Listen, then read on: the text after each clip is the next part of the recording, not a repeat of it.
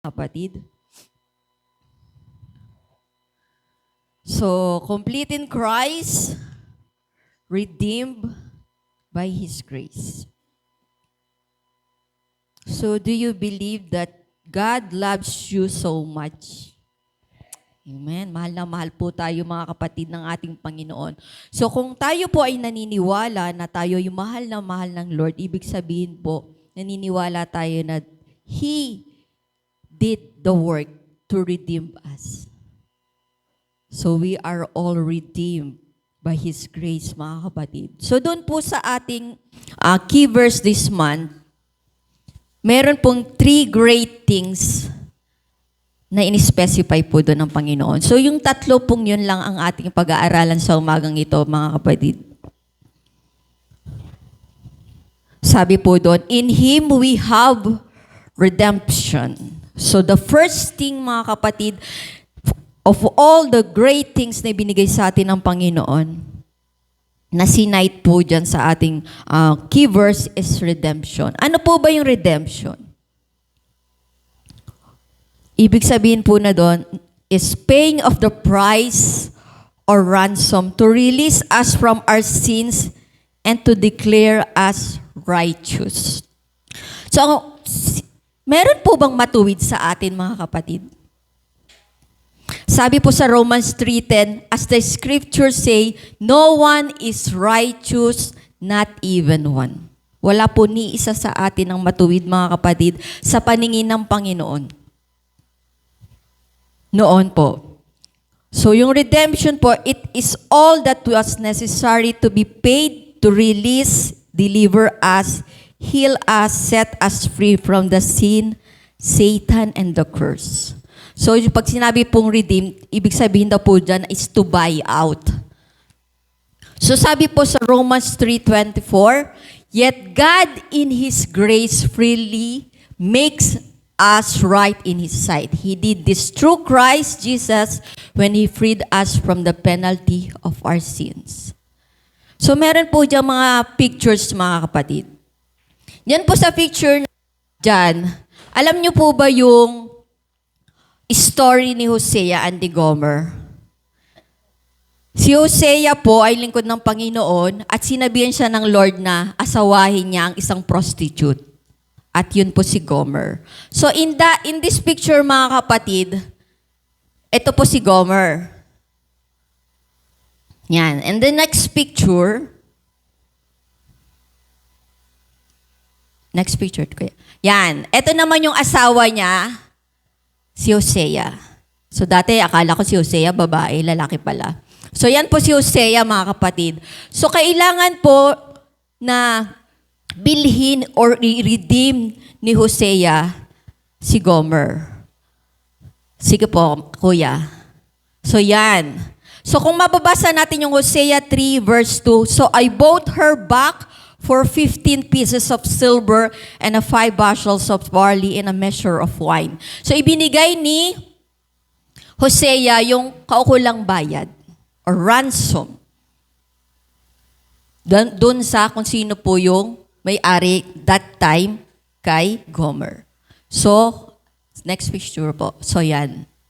So umiiyak si Hosea na binuhat niya yung kanyang asawa.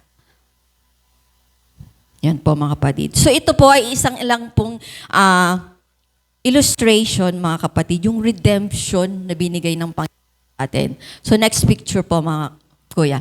So ito, mga kapatid, parang ganito po. Ikaw po ito, then ang Panginoong Jesus yung magbabayad. Kay Satan, or para mawala yung punishment, or yung consequences, eternal consequences ng kasalanan natin. So, ang Panginoong Jesus po ang nagbayad. So, mga kapatid, bakit po natin ito pag-aaralin ngayong umaga? We are blessed that we are saved, right? Pero mga kapatid, ina-acknowledge po ba natin or vina-value po ba natin or pinahahalagahan po ba natin yung kaligtasan na natanggap natin? So ito po ngayong umaga, paalala sa iyo ng Lord, paalala sa bawat isa sa atin ng Panginoon that He redeemed us by His grace. Sabi po sa Titus chapter 2, verse 14, He gave His life to free us from every kind of sin, cleanse us, and to make us His very own people, totally committed to doing good deeds. So mga kapatid, ibig sabihin po, yung sariling buhay ng Panginoon, ibinigay niya para sa lahat ng uri ng kasalanan na meron po tayo. At tayo'y nilinis at ginawang bayan niya. Diba mga kapatid? Totally committed to doing good deeds. So ngayon na Kristiyano ka na, kung dati nung hindi pa po tayo Kristiyano, gumagawa pa na po tayo ba ng mabuti? Yes. Pero ngayong Kristiyano ka na, dahil Kristiyano ka na, mas lalo ka pang dapat gumawa ng mabuti, kapatid. Sabi po sa Colossians chapter 1, verses 13 to 14, For He has rescued us from kingdom of darkness and transferred us into the kingdom of His dear Son, who purchased our freedom and forgave our sins. So mga kapatid, dati po, namumuhay tayo sa kadiliman. Ayaw nating sa kaliwanagan kasi may expose yung kasalanan na ginagawa natin. But God rescued us from the kingdom of darkness. So masaya ba tayo dati nung tayo namumuhay sa kadiliman? Yung ang sinusunod natin ay yung father of lies, sa halip na yung father of truth. So mga kapatid, from the kingdom of darkness, tinransfer na tayo ng Lord into the kingdom of His dear Son. Sabi po sa Galatians chapter 3, verses 13 to 14, But Christ has rescued us from the curse pronounced by the law. When He was hung on the cross, He took upon Himself the curse for our wrongdoing. For it is written in the Scriptures, Cursed is everyone who is hung on a tree. Verse 14, Through Christ Jesus, God has blessed the Gentiles with the same blessing He promised to Abraham, so that we who are believers might receive the promised Holy Spirit through faith. So mga kapatid, lahat daw po ng inihahang dyan sa tree ay sinumpa. So our Lord and Savior Jesus Christ became sin. Sa moment na yun, mga kapatid. Kaya di ba ano ba yung sinabi ng Lord sa 7 sa last words niya? My God, why have you forsaken me? Finorsake ng Diyos Ama ang anak dahil sa moment na yun naging kasalanan siya. Do hindi siya nagkasala ni minsan. Pero naging kasalanan siya dahil siya yung naging kabayaran po ng ating mga kasalanan, mga kapatid. Sabi po sa Hebrews 9 verse 12, with His own blood, not the blood of goats and calves, He entered the most holy place once for all time and secured our redemption forever. So mga kapatid, hindi na kailangan yung dating akala po natin na mabubuting gawa para po tayo ay magkaroon ng redemption. Hindi na po kailangan yung penitence. Pahihirapan mo, sasaktan mo yung sarili mo para maligtas ka. No, mga kapatid, sabi po dyan, with His own blood, He entered the most holy place once for all time. Isang beses lang, kapatid. Isang beses po yung ginawa natin Panginoong Hesus. Para po sa katubusan ng buong sangkatauhan. Lahat ng maniniwala at mananampalataya sa Panginoong Hesus. So yun yung una, mga kapatid, na in-emphasize po sa key verse natin, redemption. Sabihin mo sa katabi mo, you are redeemed. Tinubos ka na, kapatid, ng napakahalaga. Ano po ba yung naging cost ng redemption natin? ang buhay ng Panginoong Jesus.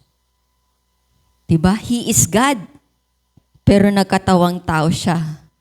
100% human. To redeem us, mga kapatid. To give us or secured our redemption forever. Secondly po, ano pong binanggit dun sa ating key verse? The forgiveness of sins. Sabi po sa Romans 3, verse 23, for everyone has sinned, we all fall short of God's glorious standard. So lahat po tayo makasalanan. Hindi po natin pwedeng sabihin, hindi naman ako pumatay, hindi naman ako nagnakaw. May kasalanan naman ako, pero konti lang naman, maliit lang, di ba?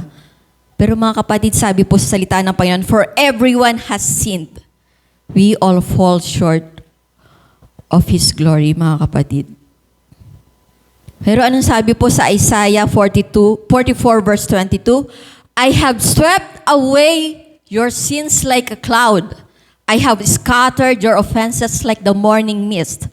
Oh, return to me, for I have paid the price to set you free.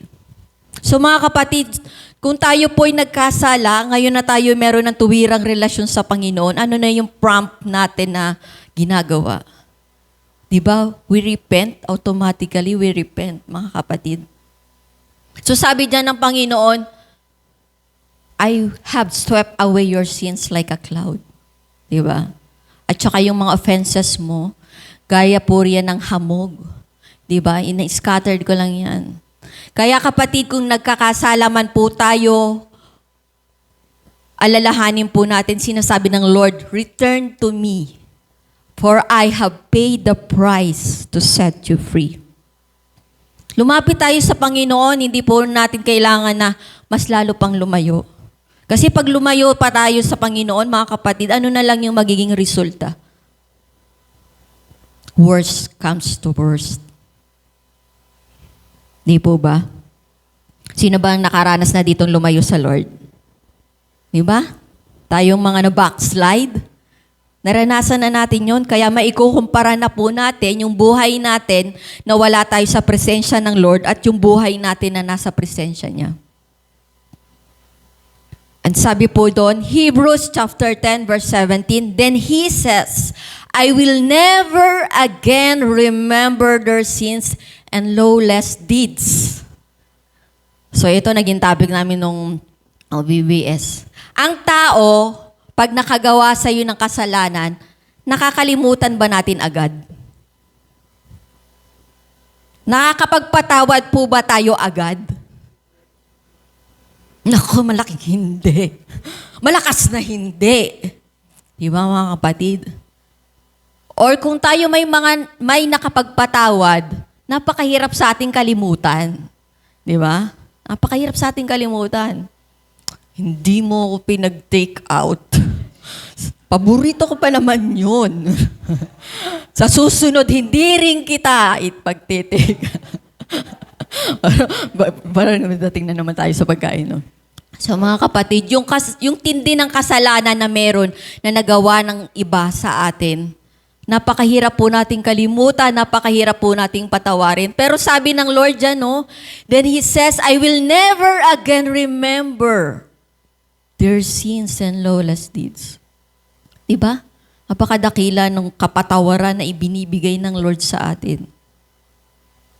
Sa Matthew 26 verse 28, for this is my blood which confirms the covenant between God and His people. It is poured out as a sacrifice to forgive the sins of many. Mga kapatid, sariling dugo ng Panginoong Hesus ang na-pour out po as a sacrifice para sa kapatawaran ng lahat ng ating kasalanan. For the forgiveness of sins of many. Sabi po sa Psalms 130 verses 3 to 4, Lord, kept a record of our sins. Who, O Lord, could ever survive? But you offer forgiveness that we might learn to fear you. So mga kapatid, kung meron daw pong record si Lord, record book, nabutan niyo ba yung record book na Di ba? Yung sa mga record book ng mga security guard, mga ganun. Di ba? Di ba? Laki ng tas ang kapal, no? Kung i-record kaya ng Lord yung mga kasalanan natin, mapupuno kaya yung ganon? Siguro maraming ganon pa, no?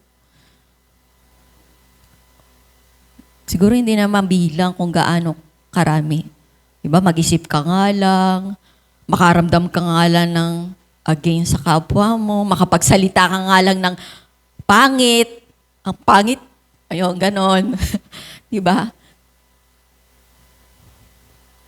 Pero mga kapatid, sabihin dyan, oh, Lord, if you kept a record of our sins, sino makasurvive, Lord? Wala. Dahil lahat po tayo ay nagkakasala. Diba? Pero tayo po ba ay anak ng Diyos? Amen. Sabi po sa 1 John chapter 2 verse 12, I am writing to you who are God's children because your sins have been forgiven through Jesus. Napakasarap. Diba? Inaangkin na natin po na tayo ay isa na sa mga anak ng Panginoon. At ang sabi po dyan, your sins have been forgiven through Jesus. Dati, isipin natin, Lord, kaya mo pa kayang patawarin yung kasalanan ko? Napakalaki, Lord, ng kasalanan ko. Napakarami, Lord, ng kasalanan ko. Mapapatawad pa kaya ako ng Panginoon? Pero yan po ang sagot. For those God's children, your sins have been forgiven. Sabihin mo sa katabi mo, your sins have been forgiven. Masaya ka ba, kapatid? Yan. Then, number 3, ano po yung pangatlong sinabi doon? According to the riches of His grace. So, ito na po mga kapatid, grace. Ano ba yung grace? The free and unmerited favor of God. So, mga kapatid, God redeemed us by grace. Ano po ba yung naging basihan ng Panginoon? Bakit niya ginawa to? Based on His love. Not anything we work for, earned, or deserve, mga kapatid. Yun po yung sinasabi pag by grace. Grace is all of God and none of us. Tandaan po natin, mga kapatid, all of God po yung grasya. Yung grasya na yun, hindi po sa atin. At yun pong, ang ating pong Panginoong Jesus did the work and it was a complete work.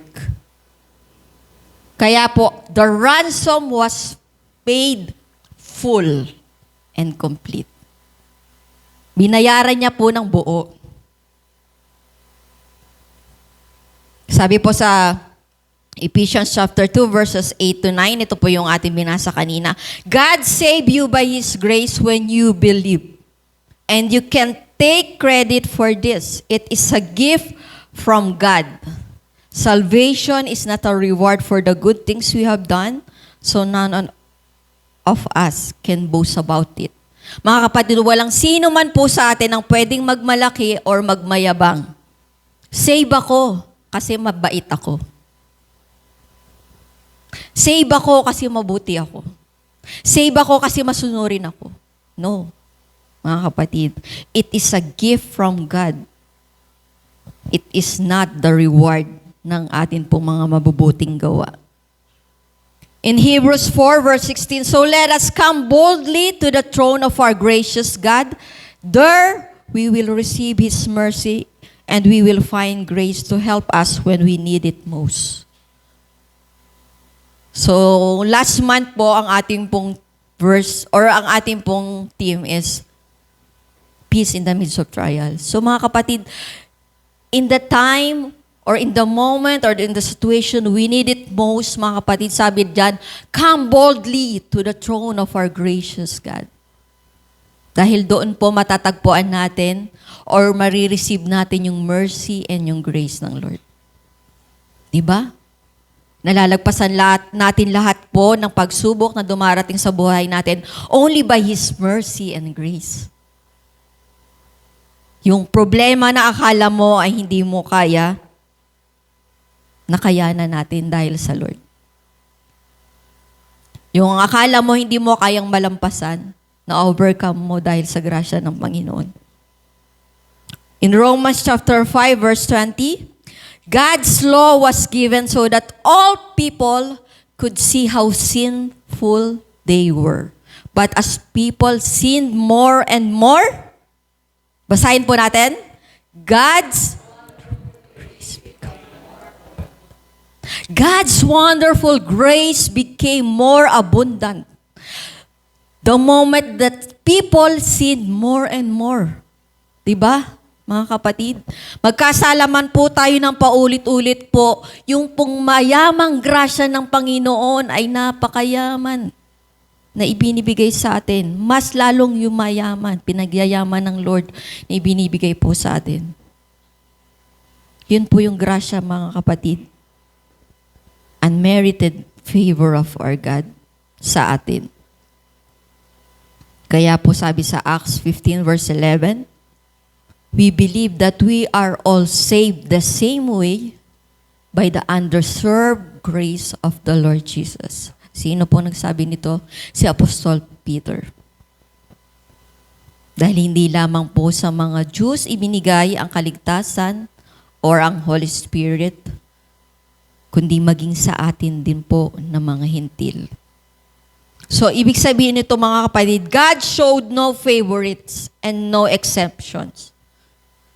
All can receive the work of God through Jesus by faith.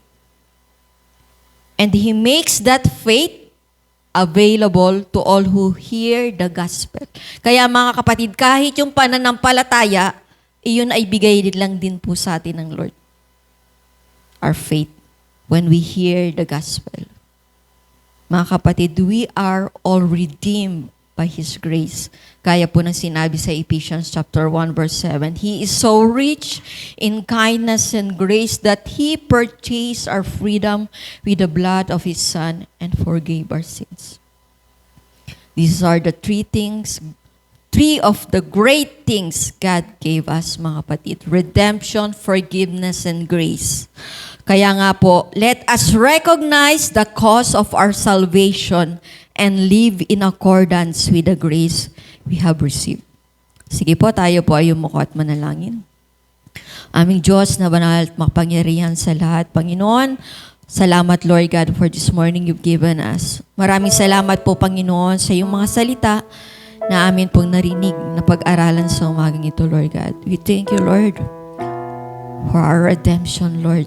Truly, Panginoon, yung eternal consequences ng aming pong mga kasalanan ay hindi mo ninanais na aming pong maranasan, Panginoon. Kaya nga, Lord, pinadala mo ang iyong bugtong na anak to redeem all your people, Lord. Those who will believe. Maraming salamat, Panginoon, sa kapatawaran ng aming mga kasalanan, Lord God. Malaki man or maliit, lantad man po or hindi, Panginoon, patuloy mo kami pinapatawad, Lord God. At maraming salamat, Lord God, sa mayaman mong grasya na patuloy mong ibinibigay sa amin, Lord God. Lord, we're asking for your forgiveness sa mga panahon, Panginoon, na dahil sa mayaman mong grasya, minsan nagiging lisensya namin to para magkasala. Pero hindi po yun ang nais mo, Panginoon. Ang gusto mo, all of us will come into repentance, Panginoon, at ang lahat po kami ay maligtas. Kaya, Lord, thank you for reminding us, all of us, Lord, for your great love, that you have been through on the cross. The blood of our Lord and Savior Jesus Christ. His own life and blood.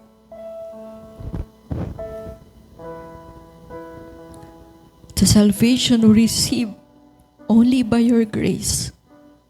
I thank you, Lord. Kaya po, Panginoon, patuloy mo nakikita ang aming mga puso, ang aming isipan, na ito rin ang hiling namin para sa mga taong mahal namin. Redeem them by your grace, O Lord. May they will receive your Son, Jesus Christ, as their personal Lord and Savior, Lord God. I thank you so much, O God. Tulungan mo kaming mamuhay ng ayon sa iyong kalooban, Panginoon. Continue to rule and reign in our lives, Lord God. We praise you, we glorify your name. In Jesus' powerful name we pray. Amen. Amen.